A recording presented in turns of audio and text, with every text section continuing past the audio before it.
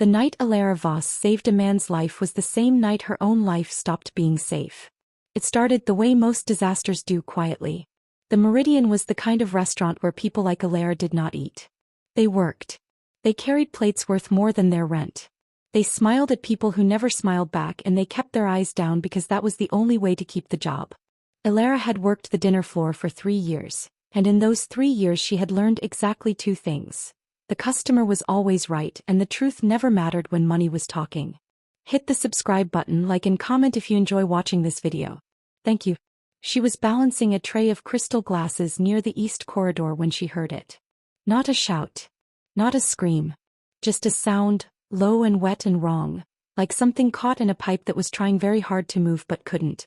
Her head turned before her brain gave the order. At table 7, the most important table in the restaurant, the most important man in the city was dying. Marcus Sterling sat with his back straight and his face turning the color of a bruise.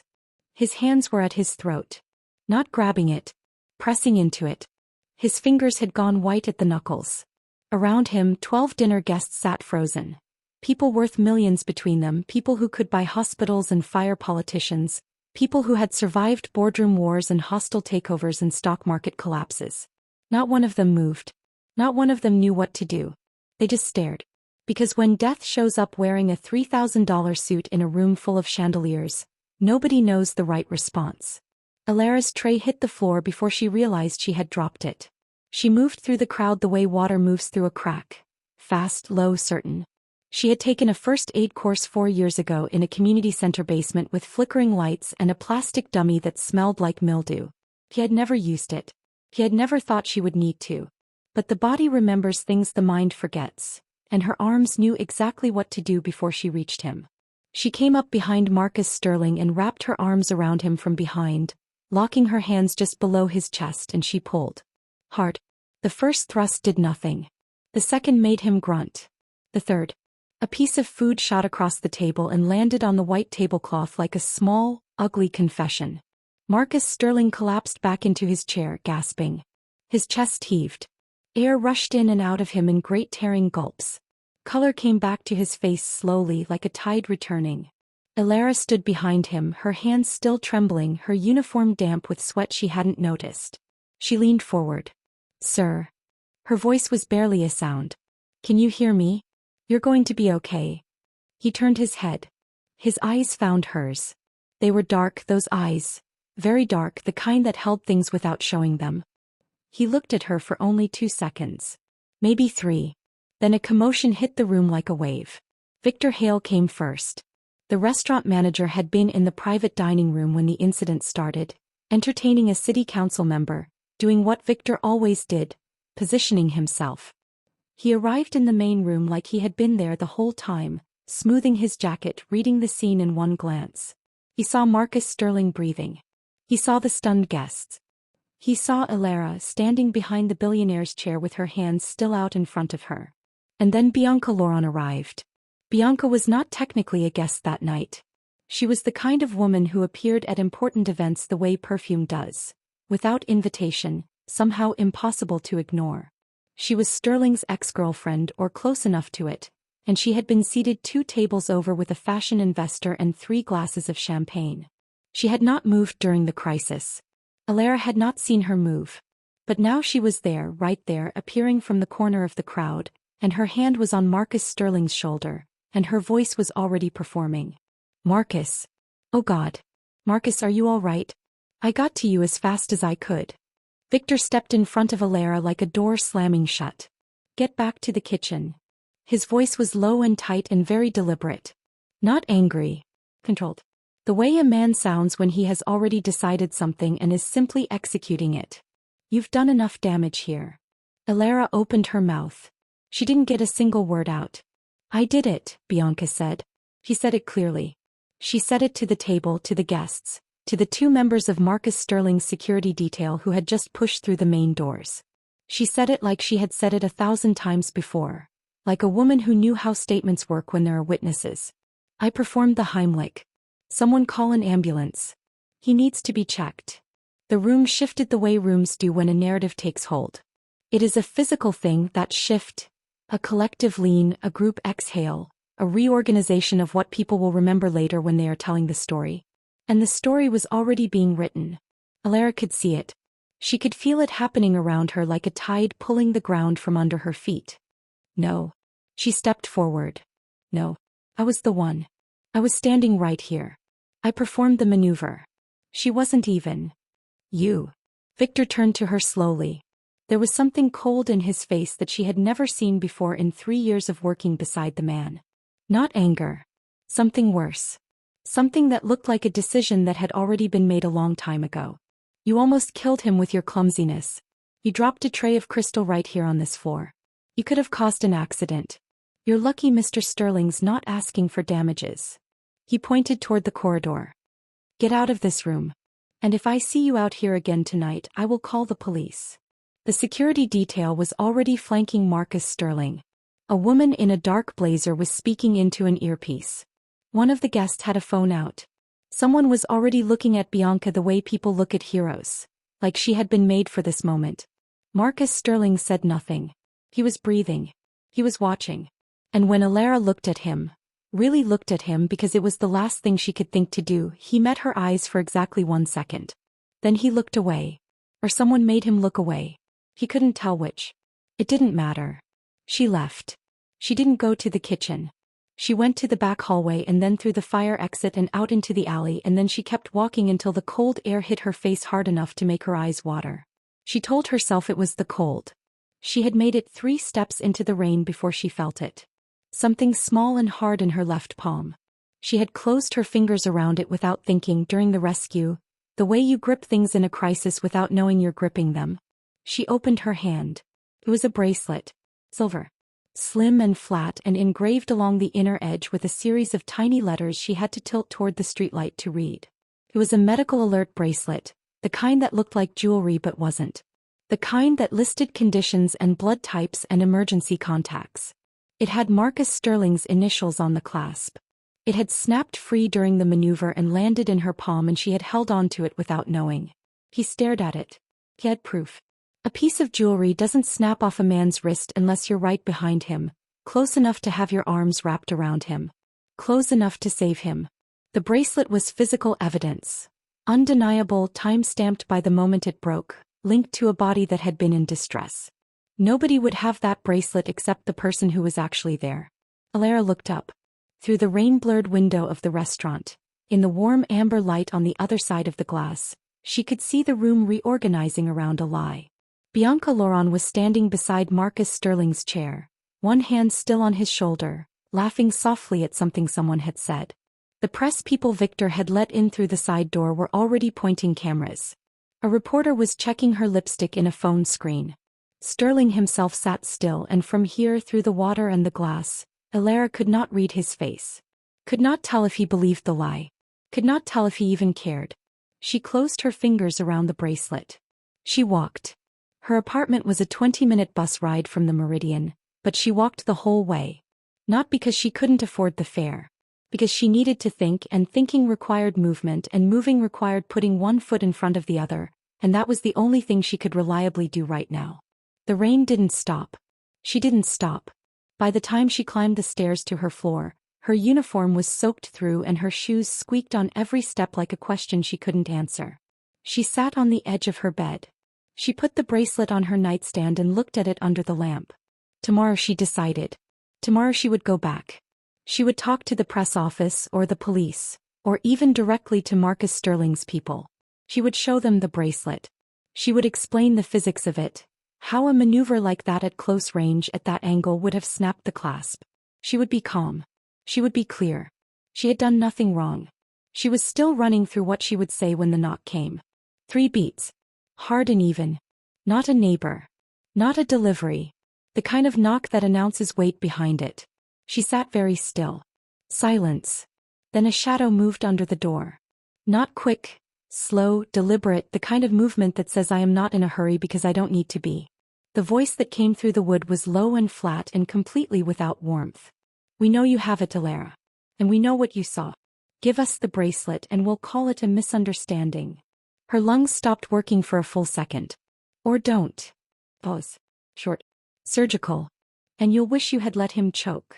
She looked at the bracelet on the nightstand. She looked at the door. The shadow was still there, still and patient, and it had her name. Her name, said in a voice she had never heard before in her life, by a person who should have had no idea who she was. She worked at a restaurant. She rode the bus. She had no wealthy friends, no connections, no one who mattered. She was nobody. She was the waitress who got shoved out of the way. Except somebody knew her name. And they had found her apartment. Within 2 hours of the incident. Which meant Marcus Sterling being in danger tonight had not been an accident. Which meant Bianca Laurent standing exactly where she needed to be had not been coincidence. Which meant Victor Hale getting Elara out of the room had not been simple cruelty. There was a plan. There had always been a plan.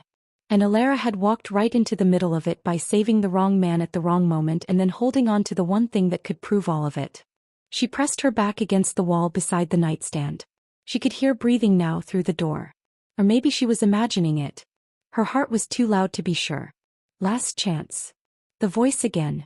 Patient as concrete. Open the door. Her hand moved toward her phone on the nightstand. Her fingers found it. She looked at the screen. 911 was right there, 3 digits, 3 seconds, and then she stopped. Because if she called the police right now, the first thing they would do is ask why someone was at her door. And the first thing she would have to explain is what happened tonight at the Meridian. And the first person they would call would be Victor Hale. And Victor Hale would tell a story that started with Elara Voss dropping a tray of crystal and ends with her harassing a billionaire's guests. And the only evidence she had was a bracelet. A bracelet from a man who had looked away. She needed another option. She thought of the bracelet. She thought of the engraving on the inner edge, the tiny letters beside the medical information. An emergency contact number. She had read it in the light of the street lamp without meaning to.